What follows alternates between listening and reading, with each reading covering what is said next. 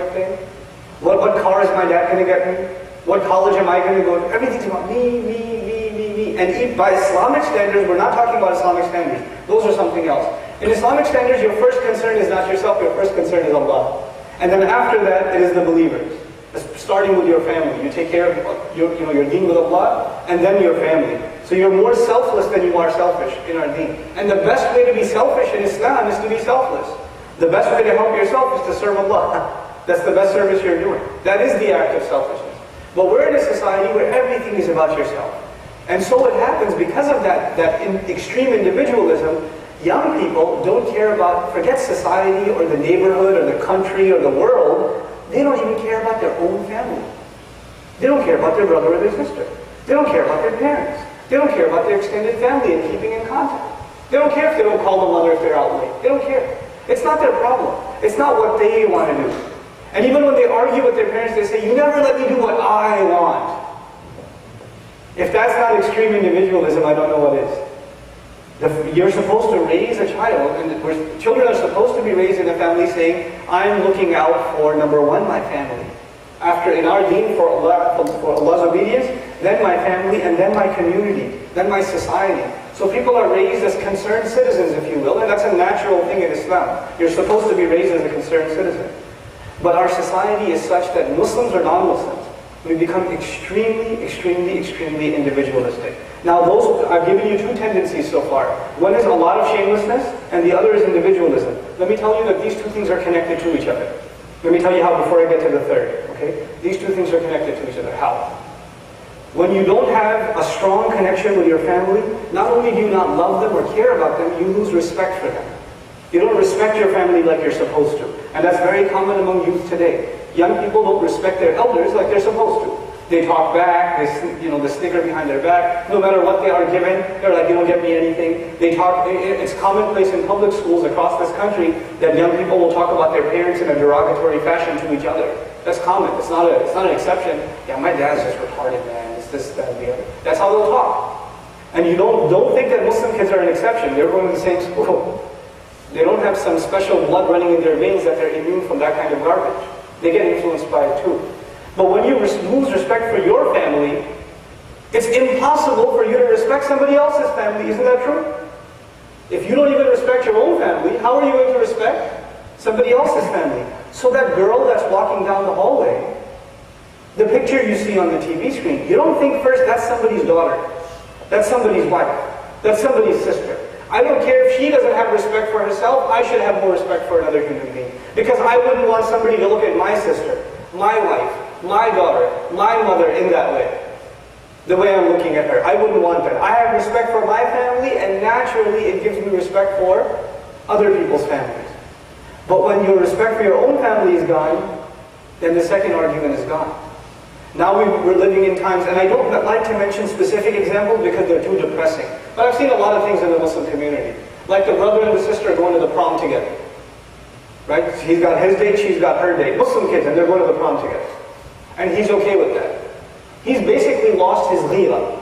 You know, this sense of chivalry and dignity and honor that the Muslim man has to protect the honor of his sister. Yeah, I've got a date, and she's got a date, it's all good. We can save discount on the limo. We'll ride together, we'll save some money. SubhanAllah, where's the manhood gone? Where's the sense of shame gone for the woman? And so on the men's side, there's that. On the women's side, there's something else. Something Shaykh Amin Hassan Islahi, rahimahullah, who wrote a tafsir, Tadabbur al-Quran, he said something about the shame and the bashfulness of women, of believing women. He said Allah put shame as a natural part of a woman's character.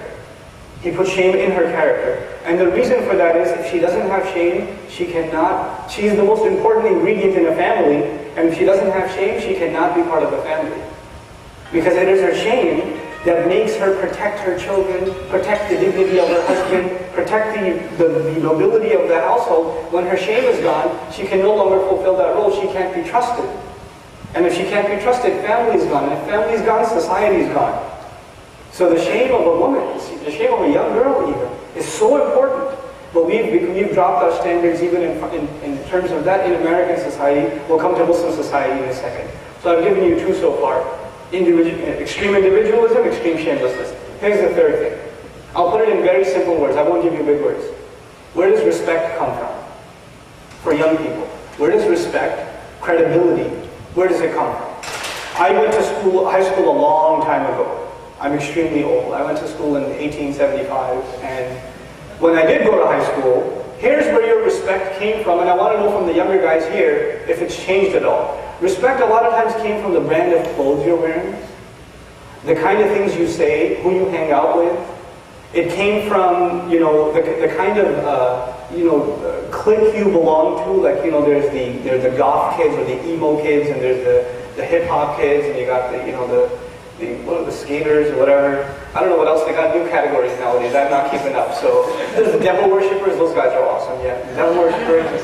So you got all these different cliques, and depending on which clique you belong to and how high up in the hierarchy you are, and by the way, the more obnoxious you are, the more disrespectful to the teacher you are, the more you make a scene, the louder you are at the cafeteria, the more popular you are. In Islam, the more humble you are, the more quiet you are, the more respectful you are, that's how much better you are. And in high school culture, the more you are the opposite of all of those things, that's how much more popular you are. And the more obsessed with yourself you are. Somebody looks you in the eye and says, "What you looking at, son?" Right? The more arrogant you are, that nobody can even look at you in the eye. You know, you're like Fir'aun reincarnated, basically, right? The more you are like that, the more popular you are.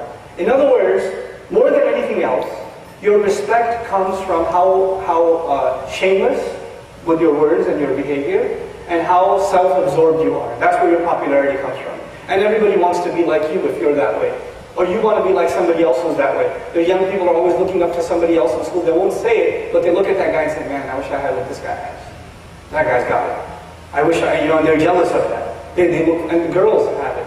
There's this girl who barely dresses, you know, in clothes, extremely shameless, flaunts herself, has no respect for herself as a human being. Might as well be a, you know, a display at a zoo. And she's walking, and the girls are like, "Wow, she's really popular. I want to be just like her." That's going on. Even if they don't say it from their tongues, you make them say astaghfirullah in Sunday school, they're thinking that in school. They think, "I wish I could be like her." You know? So they aspire respect and dignity with these things. And then let me tell you something specific about boys and girls that's also important. In teenage years, boys and girls have very fragile self-esteem. What that means is they become very aware that they are being insulted or they're worth nothing. Now what happens as a result is for men, for boys, they get angry very quickly. Anytime they think somebody's trying to challenge their pride, they lose it. They will lose it. They'll be playing basketball and somebody blocks your shot. That is it. This is like, forget, you know, all this change or advancement in society. You're back 2,000 years ago and you pick up your sword and you're going to come after that guy because he blocked your shot. You're going to foul him hard too on the next play. Why? Because your pride was hurt. Your pride was hurt. That's what it is. So your sense of respect came from the fact that you could, you know, drop a J in his face, and if you couldn't, then you're worth nothing, right? From the girls, their sense of respect in this corrupt society, you know where it comes from? How much attention they can garner from boys. How many boys are staring at me? And if they're not staring at me, I'm worth nothing. So they'll degrade themselves more and more and more in search of attention. And let me tell you what else happens.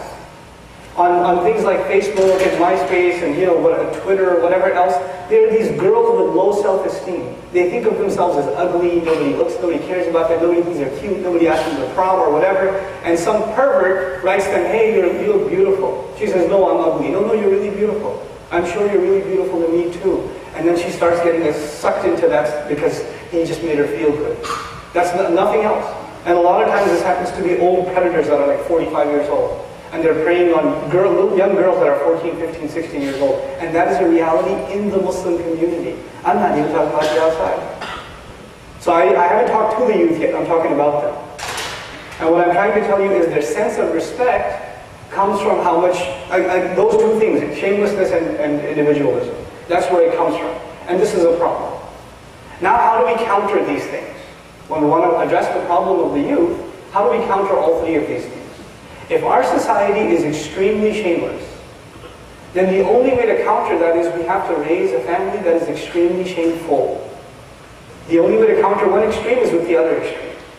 You can't be wishy-washy about it. You can't be compromising about it.